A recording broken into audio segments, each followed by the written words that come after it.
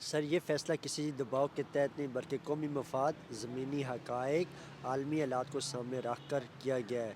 Davis में पाकिस्तान ने वाज़ेह पैगाम दिया है आलमी क़ुव्वतों को कि पाकिस्तान अब दुनिया के नक्शे पर दुनिया की जो बड़ी क़ुव्वतें हैं उनके साथ बैठ के दुनिया के जितने भी मामलात हैं उनमें तमाशा ही नहीं बनेगा, बल्कि उसमें ये चीज़ उससे पूछ कर की जाएगी कि आया दुनिया के जो मामलात हो रहे हैं उसमें क्या पाकिस्तान का कितना रोल है। तो इससे ये मालूम होता है कि पाकिस्तान सफ़ारती तौर पर कितना मज़बूत हो चुका है और आलमी तौर पर पाकिस्तान को इस टाइम दुनिया किस निगाह से देख रही है। कोई भी मामलात दुनिया में होंगे तो उसमें पाकिस्तान को शामिल किए बगैर वो कोई भी फ़ैसला नहीं कर सकते। असल इसका मकसद है पीस ऑफ बोर्ड जैसे अमन के हवाले से दुनिया में पूरी में अमन आप समझ सकते हैं कि आजकल के जो हालात चल रहे हैं, बेशक उसमें पाकिस्तान हो या बाहर के ममालिक हो, जितनी भी कंट्रीज़ हैं, ठीक है। हमारे इसमें देखा जाए कि दुनिया में जितना जुल्म फ़लस्तीनियों के साथ हुआ है शायद ही कहीं हुआ हो।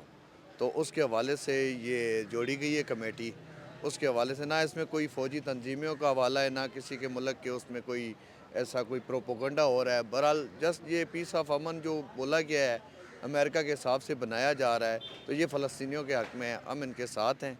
बोर्ड ऑफ पीस में शमूलियत का मतलब फ़ौजी मुदाखलत नहीं है, बल्कि अमन की मेज़ पर बैठकर इंसाफ का फ़ैसला करना है। पाकिस्तान ने बंदूक नहीं, दलील के साथ अपनी आवाज़ शामिल की है। अब आप देखें ना, पाकिस्तान ने बंदूकों के साथ तो नहीं कुछ भी किया।